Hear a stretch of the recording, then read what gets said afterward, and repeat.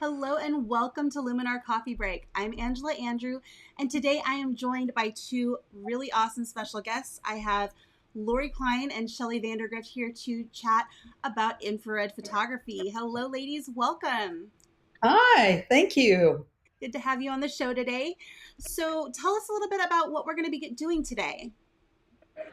We're gonna make you fall in love with infrared photography like we have over the years. Awesome. Yeah. Well, Yeah, if we're you're ready, I can go ahead and share your screen. okay. All right. And there we go. The floor is yours. Take it away, Laurie. So it's so wonderful to be here. I'm getting I'm hearing myself. I'm hearing another. You've got an echo. Yeah, I'm hearing you talking. Um, do you by chance have headphones that you can use? No, so why don't you try Shelley and see what happens? All right. Okay. All righty. Well, welcome. We're so happy to have you with us. I'm Shelley Vandegrift, and Laurie Klein is my partner in the Invisible Story team. We specialize in infrared photography. Laurie started years ago working with Ansel Adams. She learned infrared photography with him at an early age. And we enjoy sharing the information with all of you. We're going to do a real quick demo today of some new templates we've developed Yeah. that are specifically for infrared photography. Okay, so I'm gonna see if I can just talk and we're not hearing a double. So Shelley and I worked on this book and it came out this past year and it's pretty incredible. It's like sort of like the Bible of infrared right now. And it's very contemporary and it really walks you through and makes infrared incredibly accessible. You can get it on Amazon. You can also get it from us where we can sign it, but it really goes through from capture to post production to feelings to content, and it's pretty interesting. It's really interesting. So I'm gonna let Shelley get back. Okay, and if you are interested in infrared, there are a number of free resources available on Laurie's website. The URL is given here, and we hold twice a year. We hold a workshop called Infrared A to Z, where we take you from the very start through post processing. We have one of those coming up in October. So this is the preset or the template, I will, if you will, for Infrared Mastery AI. We just developed this. It launched about a month ago. These are developed specifically for infrared photographers to use in Luminar AI. Um, Everything okay? yeah, there's something. There's a strange feedback. I think, let me take a look here. Go ahead and try that. Okay. So these are the Infrared Mastery AI templates. You'll see this middle row. We're very, very proud of this. With the advent of AI, the channel mixer was removed from Luminar, which is key to infrared photographers in being able to create the false color you see there. So we developed, with some LUTs and some other magic, we developed a way to do the channel swap without the channel mixer. And then also included, you'll see, are some other artistic interpretations. Um, these are a godsend for people who don't want to spend a whole lot of time processing. So let me go on, and we're going to actually, each of us is going to walk through an image and how we edit it using our own templates, which you see over here on the right-hand side. This is an image that was taken in a Japanese garden in Oregon. And one of the, these sort of images lend themselves very much to the channel swapping false color that you see in infrared. So I'm going to use the color 665 template right here. And you'll see that it created what you've often seen with infrared images, the white foliage, the blue sky, a little blue reflection in the water.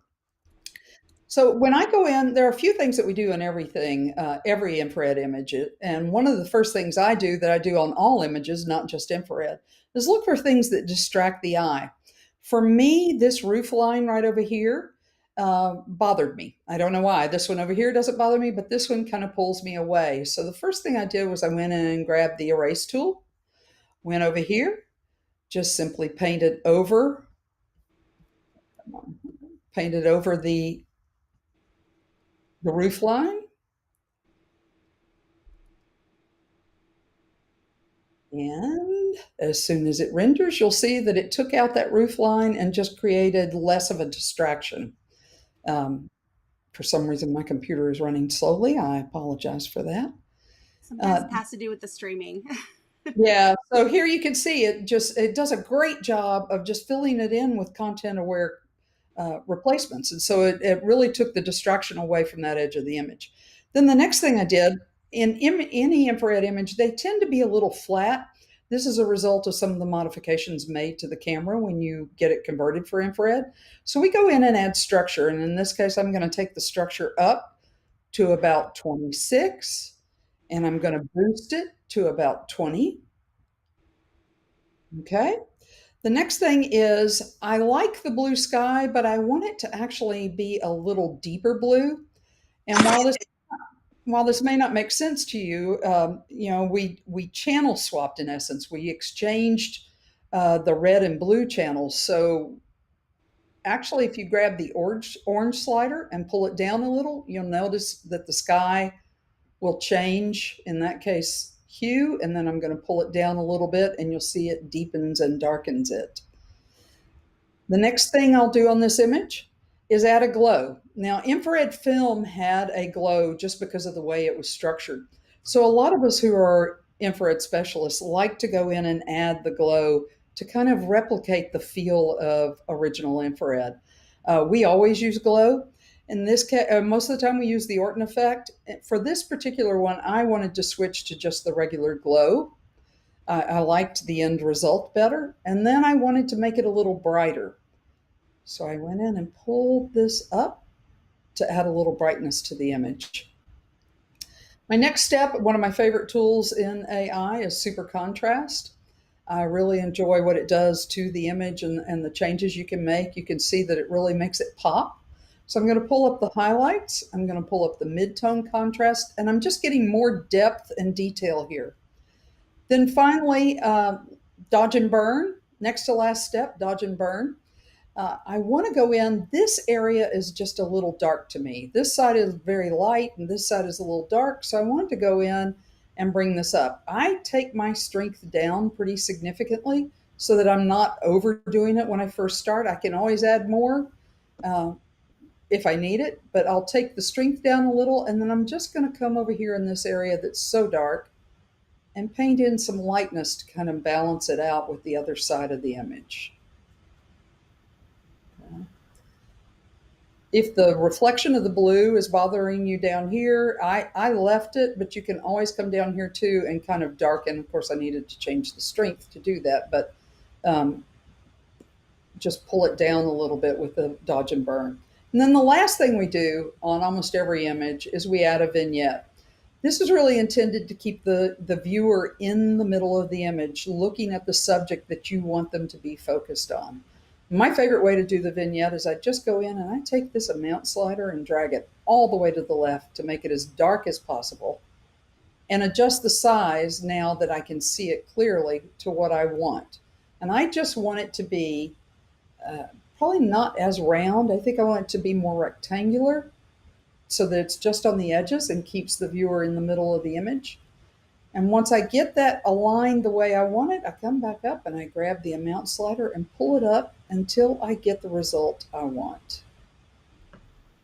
And that is my image. So now Laurie is going to address one for you. All right, Laurie, are you there? I'm wondering if we lost connection. Oh, there she is. Yeah, sorry. I'm hearing two conversations, so I don't know what's going on. But I want to say hi to Kevin and his. I love his hashtag, and we are going to be teaching the infrared A to Z class. It's going to be on Zoom, so you can check it out on my website. And Jerry, you asked about a screw-in filter. You could talk to Kevin. We don't recommend it, but if you can get a converted camera, that's a really great idea. But it is a good way to start if you wanted to just try it out. So I was able to, Shelley and I were able to teach last month, and I got to teach in 2 places, which was really amazing. And this is one of the photographs that I took when I was up there. And I like the drama with her, her eyes, and they're very dark because of the makeup that she has on. And I also like the fact that her bathing suit is just coming from behind, so it's got a very interesting look to it. So I look at all these things as to what I want my story to tell when I do the post-production. Because I know in the capture, I know the feel, my model and I talk about it, but then we have to keep continuing it with our post-production. So I used a 720 subdued, and you can see the colors. This looks really great. I back down the slider just a little bit, and then after that, I go into edit. And in edit is we go into structure, and I went to 37. Because infrared, so I was an infrared film shooter for a long time. So I want to replicate that as much as possible. So I did a 37 there, and then I added color, and I wanted to remove some of the color cast, so I went to 72 on that. And you can still see the color. You can see the blue in the hair and the warmth color, and that's what I was after. Then I went into details, and I went into the small details, and I went to 100%. I really it's really good to go way too far. And infrared wants that structure because it's really kind of flat when it comes out of the camera. And so we're going to leave it at that, and then we're going to go into vignette. And again, as you saw with Shelley, is that the vignette is really important. And I went to -68. And so I want the eye, I'm directing the eye, and I usually photographed people. So the face is really, really important. So I want the viewer to be able to see the face. So it was at 68 for the amount, and the size is 38. And you can start seeing how the sides will just darken a little bit, so it controls where our eye goes. And then when we're done with that, we go into sun rays. Now, I did this for Shelley because I don't usually go out of the box with my infrared, and she's been doing some amazing stuff with Luminar. And so I decided that I was going to play around. So I went and played around with sun rays. And what's happening is in the lower right where her cursor was, I wanted to add something there. So I clicked place in center. So that I bring the thing down into that corner, right? And then that's okay. And then I mount 32. It's not.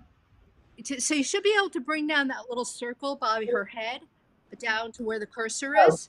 Sorry. Right. Okay. So Okay. so I'm like, I don't want it to be kitschy, but I kind of like it. It was it kind of like me brings a little more mysteriousness to the image because her face is covered. And so then I do the place the circle in the lower right, which we did, and then the amount 32. It's Yep. It's on 32. Yep, 32. And then the overall look would be 42.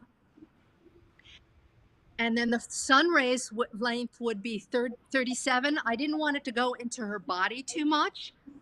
And then penetration is 29. And then you can start seeing how it's really, it's getting very interesting. And the warmth, I went to 0. Okay. Yeah. Okay. And then I went into mood. So the amount was 77. Yeah, and if I can point out, if you'll see there, that's our custom LUT to create the channel swap. Right there. And then, yeah, which is an amazing thing to use.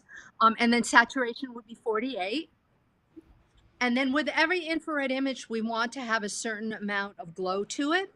So we go into mood, and I went to amount 77 and saturation 48. Yep. And so the saturation is 48.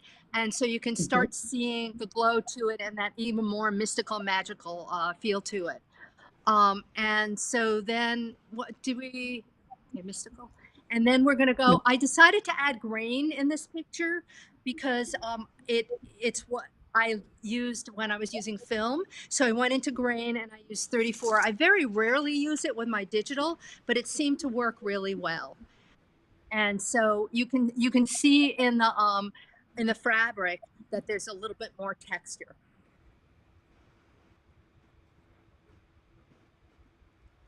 Awesome. Now there's a couple of questions in the chat. Helen would like to know if these templates will work with a camera converted to 550 nm. Yes, it will. They will work with any conversion.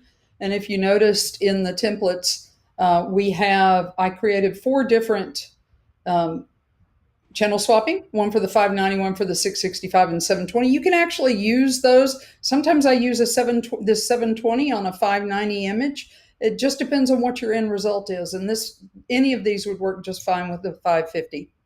The only one that's not going to work with is something like an 850 because there is no color.